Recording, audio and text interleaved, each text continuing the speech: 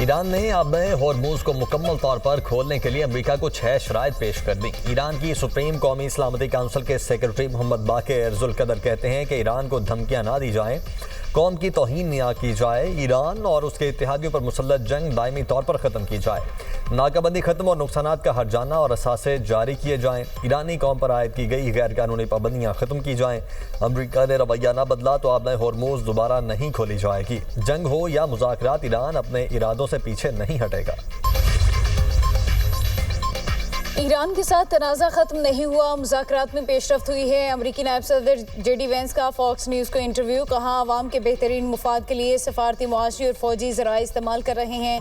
Iran को शदीद नुकसान पहुँच रहा है और वो इस मामले को ख़त्म करना चाहता है। सवाल ये है कि ईरान वो शराइत पूरी करने को तैयार है जो अमरीका ज़रूरी समझता है। अपना हुर्मुज़ से ज़्यादा तेल की तरसील को यकीनी बनाना है।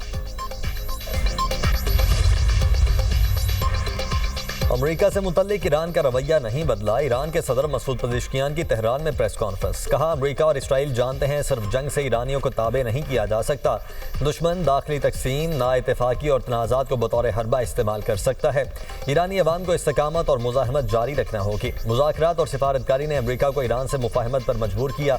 अमेरिका के लिए ज़रूरी था ईरान और ओमान की तैयार गाइडलाइंस पर अमल करे। अमेरिका ने गाइडलाइंस पर अमल नहीं किया, इसलिए ईरान को रद्द-ए-अमल देना पड़ा।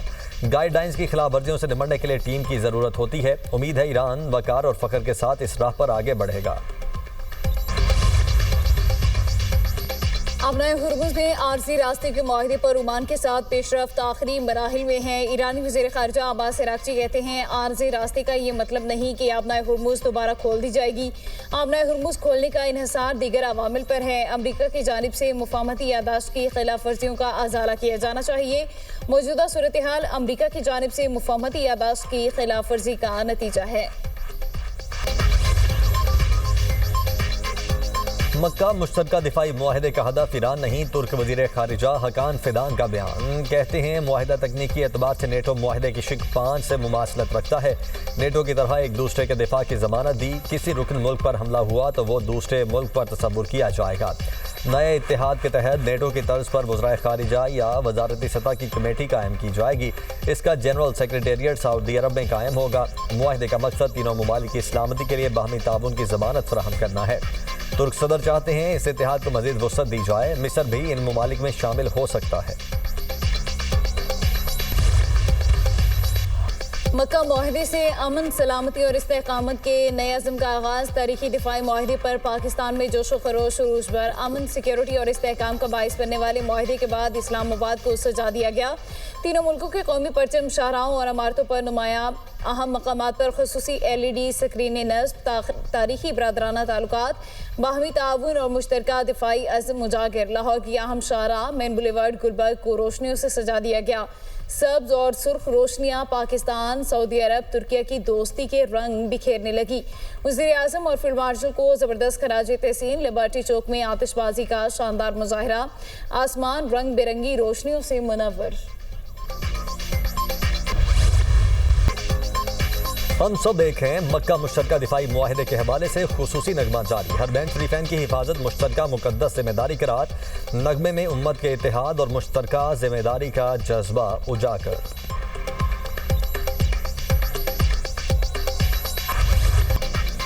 कराची के नौजवान ताजिर मीर रजा को गोली पीछे से लगी। मीर रजा के दूसरे पोस्टमार्टम की इब्तदाई रिपोर्ट दुनिया न्यूज़ को मौसूल। गोली ने दिल को मुतासिर किया, पसलियों को चीरते हुए सीने से बाहर निकली। दाईं जानिब छठी पसली टूटकर कई टुकड़ों में तकसीम थी।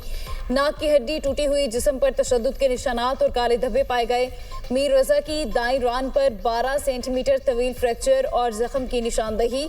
सर के दाएं हिस्से में गहरा जख्म और मुतादिद फ्रैक्चर पाए गए। खोपड़ी के मुख्तलिफ हिस्सों में जमा हुआ खून मौजूद था। जबड़े के हिस्से में गहरी चोट और फ्रैक्चर के शवाहिद मिले हैं। ऊपरी जबड़े के 4 दांत मुतासर होने का इंकशाफ। मीर रजा अली के मुंह और गर्दन के अंदर स्याह रंग का मादा पाया गया। पाँव पर भी जख्म के निशान हैं। मेडिकल बोर्ड ने तमाम चोटों को मौत से पहले लगने वाली करार दे दिया है। जुडिशल मजिस्ट्रेट की निगरानी में मीर रजा की कब्र कुशाई की गई। कब्र कुशाई के दौरान मजमूई तौर पर 17 नमूने हासिल किए गए। 4 नमूने डीएनए जांच जबकि दीगर केमिकल एग्जामिन के लिए किए गए।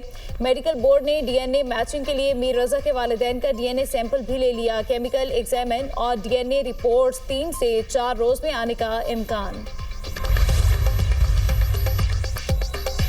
साबित हो गया, गोली पीछे से मारी गई और पसलियों को चीरते हुए सीने से बाहर निकली। ये कत्ल है। मुतवफ़ी मीर रजा की फैमिली के वकील जिब्रान नासिर की मीडिया से गुफ्तगू। कहा, मीर रजा के जिस्म पर तशद्दुद के निशानात वाज़े थे। चेहरे के मुख्तलिफ हिस्सों पर तशद्दुद के निशानात पाए गए।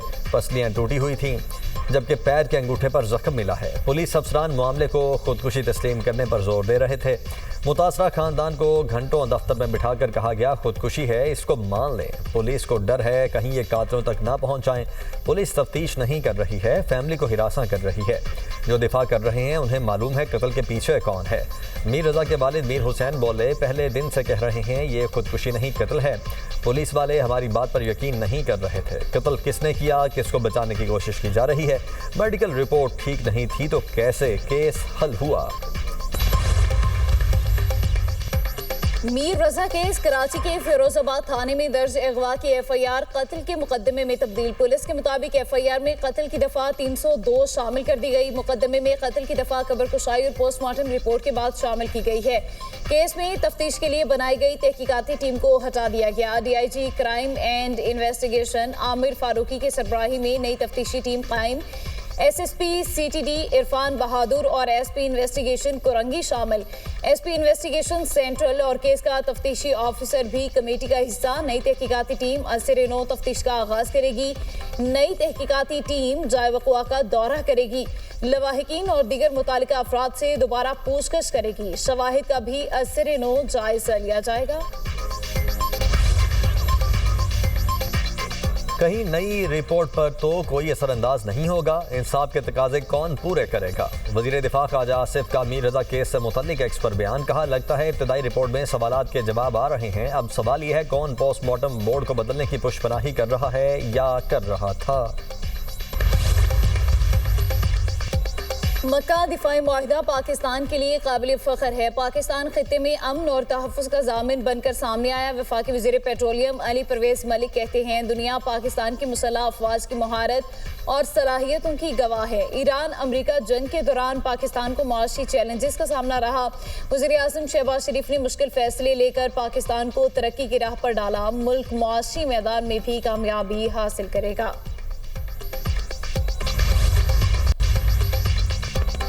अमीर जमात इस्लामी का मक्का दिफाई मुआहदे का खैर मकदम। हाफिज नईमुर रहमान का कहना है कि यह मुस्लिम ममालिक के लिए यहाँ पेशरफ्त और इत्तेहाद की तरफ पहला कदम है। कोशिश करें दूसरे ममालिक भी मुआहदे में शामिल हों। अफगान हुकूमत से बातचीत की जाए। अफगान हुकूमत अपनी सरजमीन पाकिस्तान में दहशत गर्दी के लिए इस्तेमाल न होने दे। पेट्रोल की मौजूदा कीमत काबिल कबूल नहीं।